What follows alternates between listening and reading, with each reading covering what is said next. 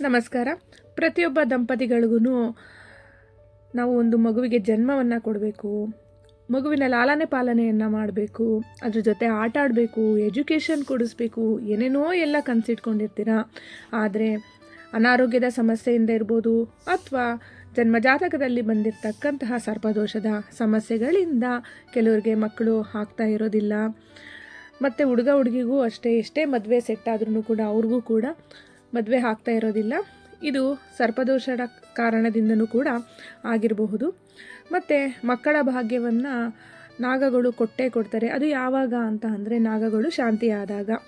ನಾನು ಸುಮಾರು 15 ವರ್ಷದಿಂದನೂ ಕೂಡ ಅರಿಶಿಣ ಸಂಜೀವಿನಿ ಅಂದರೆ ಗುಪ್ತ ವಿಜ್ಞಾನದಲ್ಲಿ ಇರ್ತಕ್ಕಂಥದ್ದು ಅರಿಶಿಣ ಸಂಜೀವಿನಿಯನ್ನು ರೆಡಿ ಮಾಡಿ ಕೊಟ್ಟಾಗ ಗಂಡ ಹೆಂಡತಿ ಇಬ್ಬರೂ ಕೂಡ ಅಷ್ಟೇ ಹಚ್ಕೋಬೇಕಾಗುತ್ತೆ. ಹಚ್ಕೊಂಡು ಸ್ನಾನ ಮಾಡಬೇಕು. ಅದ್ರ ಪ್ರೊಸೀಜರ್ ಎಲ್ಲ ಅವ್ರು ಇಸ್ಕೊಳ್ತಾರಲ್ಲ, ಆಗ ನಾನು ಹೇಳ್ಕೊಡ್ತೀನಿ. ಅದೆಲ್ಲ ಕಂಪ್ಲೀಟಾಗೆಲ್ಲ ಹಚ್ಕೊಂಡ್ಮೇಲೆ ನಾಗನ ನೆರಳು ಮಚ್ಚೆ ಅಥವಾ ನಾಗನ ಕೋಪ ಏನಾರು ಇತ್ತು ಅಂದರೆ ಇದನ್ನ ಹಚ್ಕೊಳ್ಳೋದ್ರಿಂದ ಅದು ಸಮೇತನೂ ಕೂಡ ಅಷ್ಟೇ ಅದು ಕಂಪ್ಲೀಟಾಗಿ ಶಾಂತಿ ಆಗ್ತಾ ಹೋಗುತ್ತೆ. ಶಾಂತಿ ಆಗಿದ್ದಾದಮೇಲೆ ಸುಬ್ರಹ್ಮಣ್ಯ ಸ್ವಾಮಿಯ ದಯೆಯಿಂದ ಮತ್ತು ನಾಗದೇವತೆ ನಾಗರಾಜನ ದಯೆಯಿಂದನೂ ಕೂಡ ಅಷ್ಟೇ ಮುದ್ದಾದ ಮಕ್ಕಳಿಗೆ ದಂಪತಿಗಳು ಜನ್ಮವನ್ನು ನೀಡಬಹುದು. ಮತ್ತು ಅಷ್ಟೇ ಅಲ್ಲ, ಅವರು 6 ಸರಿ ಬರಬೇಕಾಗುತ್ತೆ. 6 ಸರಿ ಅರಿಶಿಣ ಸಂಜೀವಿನಿಯನ್ನು ತೆಗೆದುಕೊಳ್ಬೇಕಾಗುತ್ತೆ.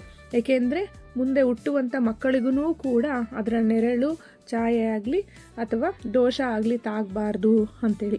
ಹೀಗೆ ನನ್ನ ವೃತ್ತಿಯಲ್ಲಿ ನಾನು ಹೀಗೆ ಮುಂದುವರಿಸ್ಕೊಂಡು ಬರ್ತಾ ಇರಬೇಕು. ಕೆಲವರು ಇಷ್ಟಪಟ್ಟು ಏನೇನೋ ಗಿಫ್ಟ್ ಎಲ್ಲ ತೊಗೊಂಬರ್ತಾರೆ, ಮತ್ತು ಸ್ಯಾರಿ ಎಲ್ಲ ಕೊಟ್ಟಿದ್ದಾರೆ. ಹೀಗೆ ಹಲವಾರು ಜನ ಅವರ ಒಂದು ಕೃತಜ್ಞತೆಯನ್ನು ಈ ರೀತಿಯಾಗಿ ಸಲ್ಲಿಸ್ತಾ ಇದ್ದಾರೆ. ಈ ಕೆಲವೊಂದು ನಾಗಗಳ ಬಗ್ಗೆ ಕೆಲವರೇನು ಅಷ್ಟಾಗಿ ತಿಳ್ಕೊಂಡಿರೋದಿಲ್ಲ. ಸರ್ಪದೋಷ ಹೆಂಗಪ್ಪ ಬರುತ್ತೆ, ಏನು ಅದಕ್ಕೆ ಪರಿಹಾರ ಏನು, ಸಂಪೂರ್ಣ ಪರಿಹಾರ ಏನು ಅಂತಲೂ ಸರಿಯಾಗಿ ಅರ್ಥ ಮಾಡ್ಕೊಂಡಿರೋದಿಲ್ಲ.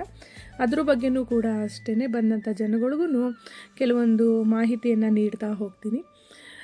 ನಾವು ಹೆಚ್ಚಾಗಿ ಪಾರ್ವತಿ ಪರಮೇಶ್ವರನ ಆರಾಧನೆಯನ್ನು ಮಾಡಿದಾಗ ನಾಗಗಳೂ ಕೂಡ ಅಷ್ಟೇ ಶಾಂತಿ ಆಗ್ತಾರೆ. ಮತ್ತು ಮುದ್ದಾದ ಮಗುವಿಗೂ ಕೂಡ ದಂಪತಿಗಳು ಜನ್ಮವನ್ನು ನೀಡಿದಾಗ ಅವರ ಒಂದು ಮುಖದಲ್ಲಿ ಎಷ್ಟು ಸಂತೋಷ ಅಂತ ಅಂದರೆ ಹೇಳಬಾರ್ದು, ಅಷ್ಟು ಸಂತೋಷ. ಏನೋ ಒಂದು ದೊಡ್ಡ ಸಂಜೀವಿನಿ ಸಿಕ್ದಂಗೆ ಸಂತೋಷ ಪಡ್ತಾರೆ. ನಾನು ಅಷ್ಟೇ ಕೆಲವೊಂದು ಮಕ್ಕಳುಗಳ ಫೋಟೋನ ಹಿಡ್ದಿದ್ದೀನಿ ನೋಡಿ. ಮತ್ತು ಯಾರಿಗಾರು ದಂಪತಿಗಳಿಗೆ ಮಕ್ಕಳಾಗಿರಲ್ಲ, ನಾನು ಹೆಚ್ಚಾಗಿ ಈ ಬಾಲಸುಬ್ರಹ್ಮಣ್ಯನ ಫೋಟೋನೇ ಶೇರ್ ಮಾಡ್ತೀನಿ. ನಾನು ಈಗ ರೀಸೆಂಟಾಗಿ ಒಬ್ಬರು ಈಗ 3 ಮಂತ್ಸ್ ಬ್ಯಾಕ್ ಒಬ್ಬರು ತಾಯಿಯಾಗಿದ್ದಾರೆ. ಈ ಫೋಟೋ ಶೇರ್ ಮಾಡಿದ್ದೆ.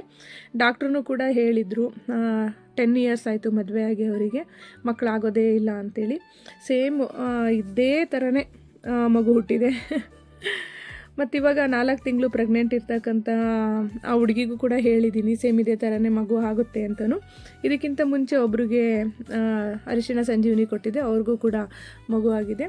ಅಂದರೆ ಮಿರಾಕಲ್, ಅಂದರೆ ಆಶ್ಚರ್ಯಕರವಾಗಿ ಹೆಂಗೆ ಅಂದರೆ ಏನು ಆಗೋದೇ ಇಲ್ಲಪ್ಪ ನಮ್ಮ ಕೈಲಿ ಆಗಲ್ಲ ಅನ್ನೋವಂಥ ಕೆಲಸಗಳನ್ನೆಲ್ಲ, ಅಂದರೆ ಅಸಾಧ್ಯವಾಗಿರೋ ಕೆಲಸನೆಲ್ಲ ಮಾಡಿ ತೋರಿಸಿದೆ.